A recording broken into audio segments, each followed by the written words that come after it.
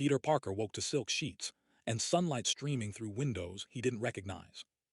He sat up sharply, heart hammering. The bedroom was immaculate, decorated in rich burgundy and gold.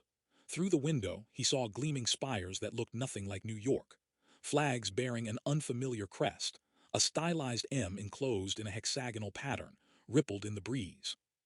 This wasn't his apartment. This wasn't anywhere he knew. Peter swung his legs off the bed, noticing he wore expensive pajamas instead of his usual worn t-shirt and sweats.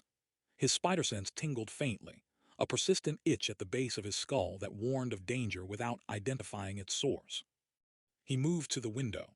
The city below sprawled in impossible architecture, buildings that defied conventional engineering. People walked the streets below, some flying, others phasing through walls, one woman leaving frost in her wake. Mutants, dozens of them, using their powers openly.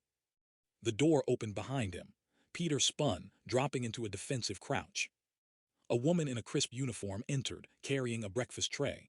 She had scales along her arms and slitted golden eyes. "Good morning, Mr. Parker. Your breakfast as requested." "I didn't," Peter started, then stopped. "Where am I?" The woman's expression shifted to concern. "The Royal Hotel in Manhattan, sir. Are you feeling well? Should I summon a healer?" "Royal Hotel?" Peter's mind raced. Who's in charge here?" The woman's confusion deepened. "The Lyncher family, of course.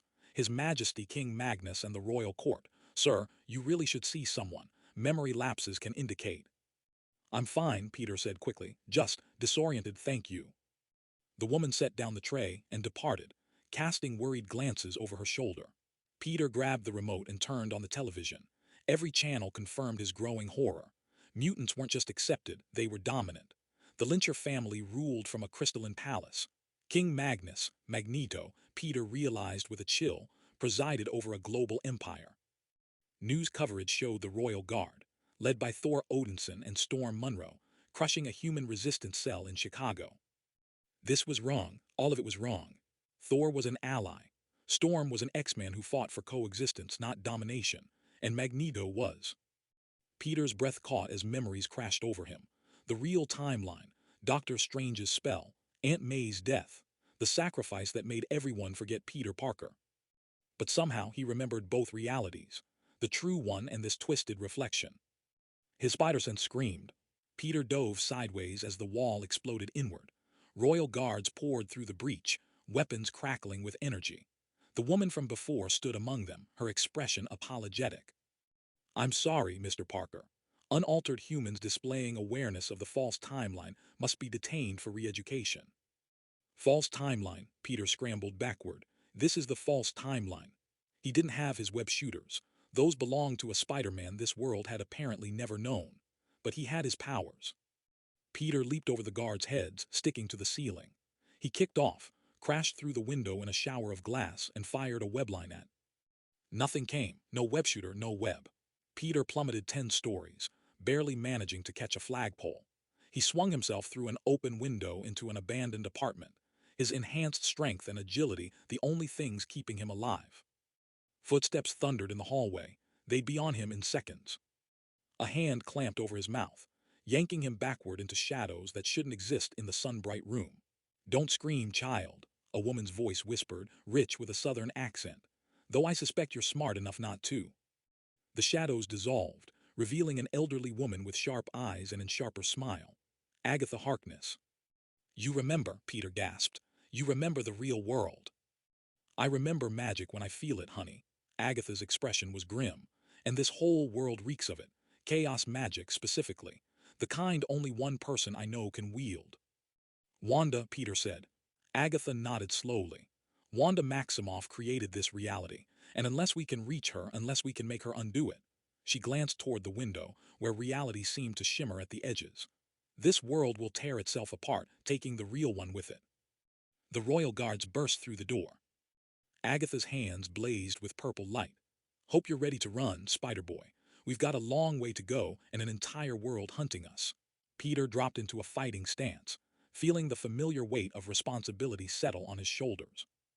Some things, it seemed, not even reality could erase. The alleyway smelled of ozone and lavender, a jarring combination that made Peter Parker's head swim. He skidded around a corner, his sneakers slapping against cobblestones that looked far too old for New York City. Above him, the sky was a bruised purple, crisscrossed by the shimmering exhaust trails of mutant patrols. "Keep up, boy," Agatha Harkness hissed, her heels clicking rhythmically despite their frantic pace. She didn't look like a fugitive. She looked like she was late for a high-tea appointment that she intended to sabotage. She halted abruptly at a brick wall, her hands weaving intricate patterns in the air. Violet light bled from her fingertips, searing a jagged doorway into the mortar. "We need to keep moving," Peter urged, glancing back. He could hear the hum of repulsors, Iron Man tech, or something like it. "War Machine is going to be on us in seconds." "Rhodes is a hammer looking for a nail," Agatha scoffed, pushing Peter through the glowing portal. "I prefer to be the ghost in the machine." The world twisted. The roar of the futuristic city vanished, replaced by the damp silence of a subterranean chamber. It was a basement, lined with shelves of dusty books and jars containing things Peter desperately hoped were preserved fruit. The air was thick with the scent of burning sage. "Where are we?" Peter asked, his chest heaving. He instinctively reached for a web shooter that wasn't there, a phantom limb pain of his lost identity. "A blind spot," Agatha said, dusting off her lapel. "Wanda's little paradise is built on desire sugar. It's a tapestry of everyone's deepest wishes, but every tapestry has a loose thread. I just found the one place no one wished for." "You keep saying Wanda," Peter said, his voice tightening. "You mean the Scarlet Witch. She did this, all of this." She grieved, and the universe trembled. A new voice echoed from the shadows of the room. Peter spun around, fists raised. Sitting in a high-backed leather chair was a young man. He had tall, stiff hair that defied gravity and eyes that seemed to be watching 3 different timelines simultaneously. He wore a crisp suit that seemed at odds with his nervous energy. He looked to be in his early 20s, older than the files Peter had once read about Charles Xavier's troubled son. "At ease, Spider-Man," the young man said, though his voice overlaid with a harmonic distortion as if a chorus spoke behind him. "We are not your enemy. We are merely the error code." "Peter, meet David," Agatha said, moving to a sideboard to pour herself a drink. "David Haller, or Xavier, depending on which personality is driving the bus today, though he looks a sight better than the last time I saw him. Puberty hit you like a freight train, didn't it, darling?" David stood up, twitching slightly. "In this world my father got his wish. Mutants are safe. We are royalty. I wish to be whole, to be grown, to be in control." He gestured to his body. "So the reality gave me this form, a capable young man, but the mind," he tapped his temple. "The mind is a crowd, and the crowd remembers what was written over." Peter stepped forward. "Why do I remember everyone else? Thor, Happy, the Avengers. They're all different. Why am I the only one left?" David walked closer, his eyes narrowing. "Because you, Peter Parker, are a void. When Stephen Strange cast his spell to make the world forget you, he carved a hollow space in the universe. A paradox. When Wanda rewrote reality, she painted over everything, but she couldn't paint over nothing. You are the glitch. The memory that shouldn't exist, so you couldn't be rewritten." It hit Peter like a physical blow. The sacrifice he had made to save the multiverse was the only reason he was currently standing in this basement with his mind intact. "So, what do we do? How do we fix it?" "We wake the dreamer," Agatha said, swirling her glass. "But we can't just knock on the front door of the palace. Magneto, King Magnus, guards her closely. And she has the Sorcerer Supreme, Stephen Strange, leashed like a lapdog to keep the magical ward secure. Strange is working for them." Peter felt his hope fracture.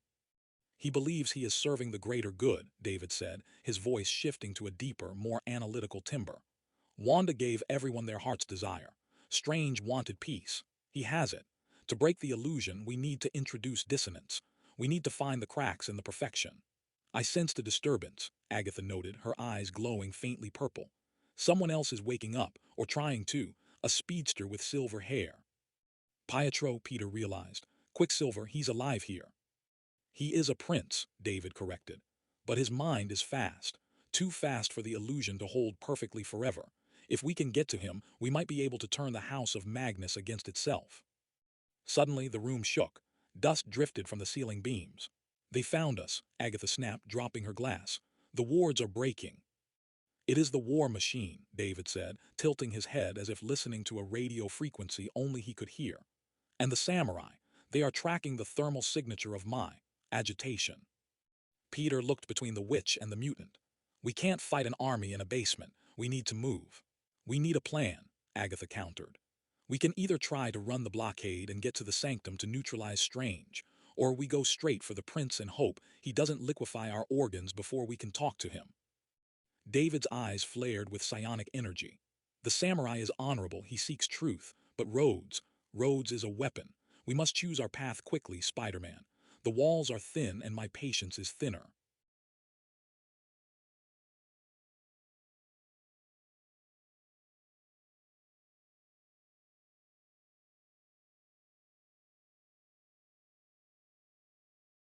The ceiling of the basement dissolved in a shower of sparks and masonry.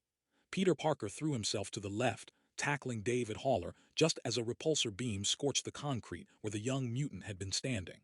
The air instantly filled with the acrid smell of ozone and the heavy, metallic thud of landing gear.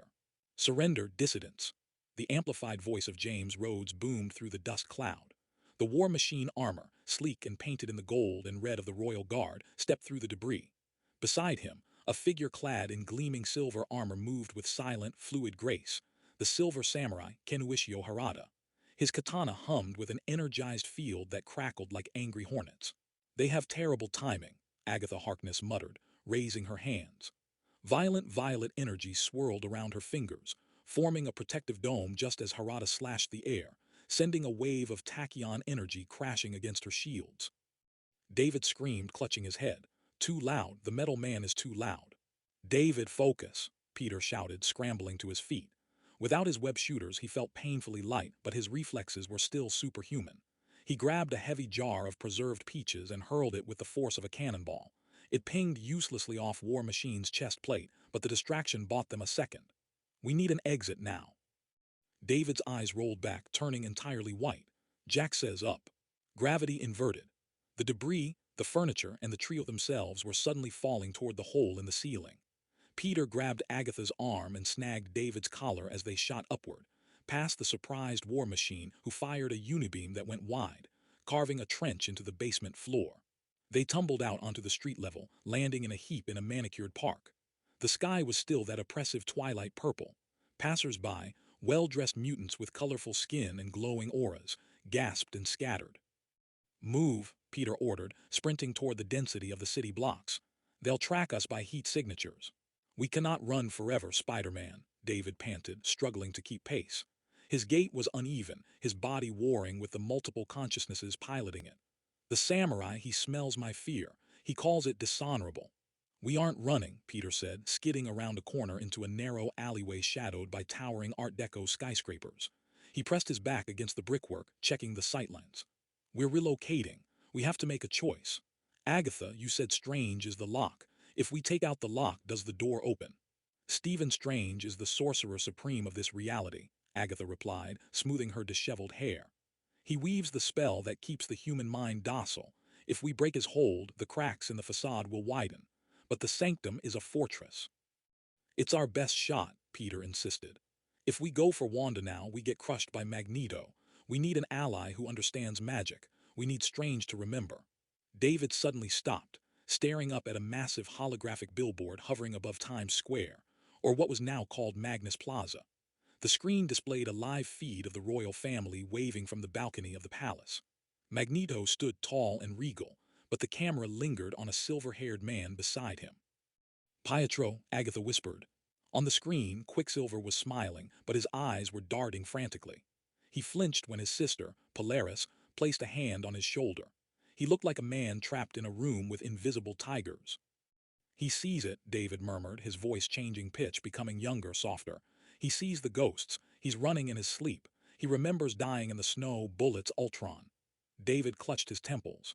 His glitch is loud, it hurts. He's waking up, Peter realized, hope surging in his chest. If Quicksilver is remembering, then the House of M isn't perfect. We can use that, but not if Strange catches us first. A sonic boom shattered the air above them. War Machine was airborne, scanning the grid. To the sanctum, Agatha decided. It's on Bleecker Street, though in this world I believe the street is named after a mutant philosopher. Follow me. I know back roads that don't exist on any map. Agatha led them through a labyrinth of service tunnels and magical shortcuts, bypassing the Royal Guard patrols. The city was a marvel of clean energy and architectural splendor, a utopia built on the bones of free will. It made Peter sick. He missed the grime of the real New York. He missed the struggle. This perfection was sterile, a gilded cage where everyone was happy because they were forced to be. They emerged in Greenwich Village. The sanctum sanctorum stood before them, but it was not the dusty, mysterious manor Peter knew. It was pristine, polished obsidian and white marble, pulsating with a golden light that felt warm and inviting. The window of the worlds was not a simple skylight but a rotating kaleidoscope of stained glass. "It's too quiet," Peter whispered, crouching behind a hedgerow shaped like a dragon. "It is inviting us in," David said. "The doctor is polite. He does not lock his doors to guests. He merely ensures they never want to leave." "Stay close," Agatha warned, her hands glowing with a counterspell. "Don't touch anything that whispers to you." They approached the massive double doors. Before Peter could touch the handle, they swung open silently. The foyer was immense, smelling of jasmine and old parchment.